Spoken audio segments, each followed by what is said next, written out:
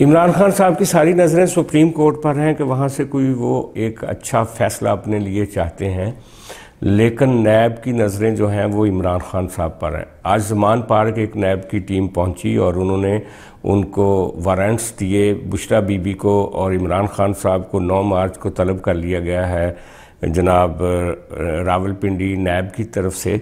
और उसके साथ साथ आज 6 हलकों में जहाँ जहाँ से इमरान खान साहब मुंतखब हुए थे MNA पिछले ज़िमनी इलेक्शंस में, वो सारे नोटिफाई हो गए। और एक और इनके लिए बुरी खबर है कि वो जो ज़िमनी इलेक्शन होने जा रहे थे नेशनल असेंबली के, वो सारे आज चीफ इलेक्शन कमीशन के ऑफिस से एक प्रेस रिलीज जारी हुई है कि वो भी मौखर कर दिए गए हैं। ये सारी बुरी खबरें हैं इमरान खान साहब के लिए। और एक दूसरा क्राइसिस ये है कि वो उन्होंने जो गिरफ्तारियां देने के लिए और जेल भरो तहरीक के लिए एक कैंपेन शुरू की थी, उसके गबारे से हवा निकल गई है।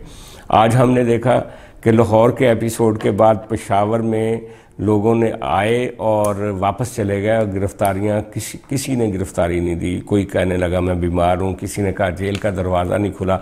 हालांकि अगर उन्होंने गिरफ्तारी देनी थी तो प्रिजनर्स वैन्स वहाँ पे खड़ी थी जो कि खाली नहीं।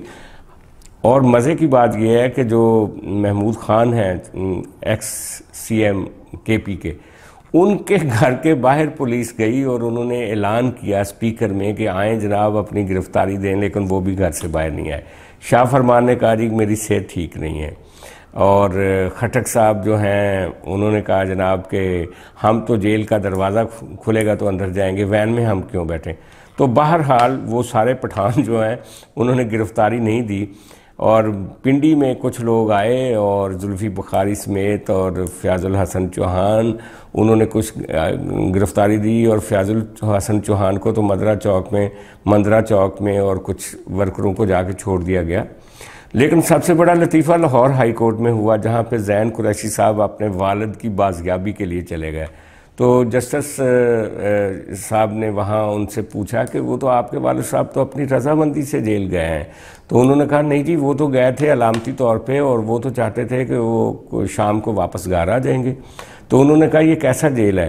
तो उन्होंने कहा मेरे वालिद से मिलने नहीं दिया जा रहा। तो जस्टिस साहब ने कहा आप रीगल चौक चले जाएँ, आपको गिरफ़्तार करेंगे और आपके वालिद साहब के पास पहुँचा देगी पुलिस। तो बहरहाल ये तो हाल है इन लोगों का। और दूसरी तरफ आप देखें कि असद उमर साहब, उनकी वाइफ जो है वो पहुंच गई 1 दिन के बाद उनकी ज़मानत की दरख्वास्त लेकर। ज़ैन कुरैशी अपने वालिद के लिए पहुंच गया और फवाद चौधरी अपने इन सारे लीडरों के लिए एक नई पटिशन लेके लाहौर हाई कोर्ट पहुंच गए हैं जनाब के इनकी जो गिरफ्तारियां हुई हैं वो तो इनके साथ सियासी कैदी का सलूक किया जाए, इनके साथ दहशतगर्दों वाला सलूक हो रहा है, इनको क्रिमिनल्स की बैरक्स में डाला जा रहा है। भाई आप मुझे ये बताएं फवाद चौधरी साहब, आप पिछले दिनों जब जेल गए थे तो आपका जो एक्सपीरियंस हुआ था, क्या इन लोगों के साथ वो सब कुछ नहीं होगा।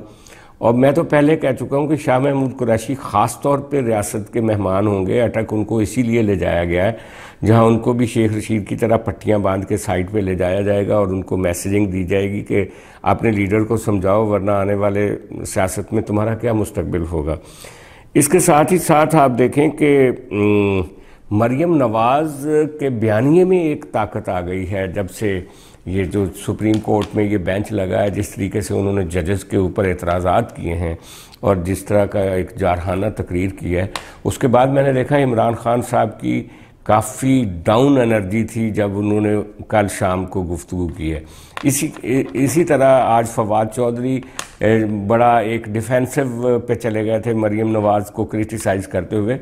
तो मरियम नवाज़ अगर इसी तरह लगी रही और इसी तरह दूसरी एक्शंस भी होते रहे तो PTI के लिए PTI की जो एक एग्रेसिव कैंपेन है, कोई बैद नहीं है कि वो इसी तरह डिफेंसिव पर चले जाएंगे।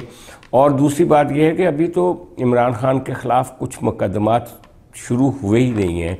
अभी तो वो जो के इलेक्ट्रिक के जो मालिक थे नकवी साहब, उनका केस है इनके ऊपर। अभी तो ये जो लाहौर में रावी का एक बहुत बड़ा प्रोजेक्ट था हाउसिंग का और एक कमर्शियल प्रोजेक्ट था, उसके ऊपर बहुत सारे सवाल आते हैं। चौधरी परवेज़ इलाही इतना पैसा इकट्ठा करके उनका बेटा मुनस इलाही बाहर ले गया, उन पे काफ़ी मुकदमात हैं। तो बेसिकली ये जो वक्त है पीटीआई का वो पे करने का है। अगर पीटीआई ये समझती है कि किसी तरह वो दोबारा इक़्तिदार में आ जाएगी तो जो पावर सेंटर्स हैं पाकिस्तान में, वहाँ से उनके लिए कोई अच्छी खबर नहीं है। वरना ना नैब पहुँचती इनके घर, ना शाह महमूद कुरैशी को अटक ले जाया जाता, ना असद उमर को डीजी खान ले जाया जाता।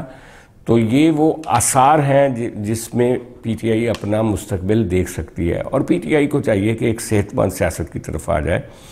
मुल्क मुआशी तौर पे सिक्योरिटी के एतबार से और इंटरनल जो एक पॉलिटिकल पोलराइजेशन है मुल्क में, उसके एतबार से शदीद ख़तरात की जद में है। ये किसी भी, हम पहले भी कह चुके हैं, मुहिम जोई का और किसी भी इस एडवेंचर पॉलिटिक्स का टाइम नहीं है। वो टाइम नहीं है।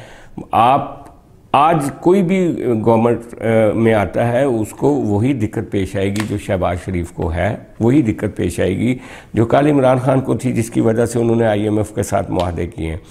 तो मुल्क को एक बेहतर, एक सेफ पैसेज की तरफ ले जाने के लिए और अच्छे मुस्तकबिल की तरफ ले जाने के लिए सारी सियासी जमातों को मिलकर काम करना होगा। ये नहीं हो सकता कि अकेली पीटीआई सरवाइव कर जाए और दूसरी पार्टियां पीछे रह जाएं, और ये भी नहीं हो सकता कि पीटीआई के बगैर आप इस मुल्क को आगे चला सकें। सारी जमातों को मिल के बैठ के एक दूसरे को तस्लीम करके आगे चलना चाहिए। बाज़ लोग तो इंटरवेंशन की बात कर रहे हैं कि कोई तीसरी ताकत आके सारे निज़ाम को तलपट कर सकती है, लेकिन जो मुल्क के माशी हालात हैं, इस तरह का कोई इम्कान नहीं है। अब सियासतदानों के पास टाइम है कि वो अपना एक दरमियानी रास्ता बनाएं सब एक दूसरे के लिए, और अदालतों का भी काम है कि वो पोलराइजेशन को ज़्यादा ना बढ़ाएं।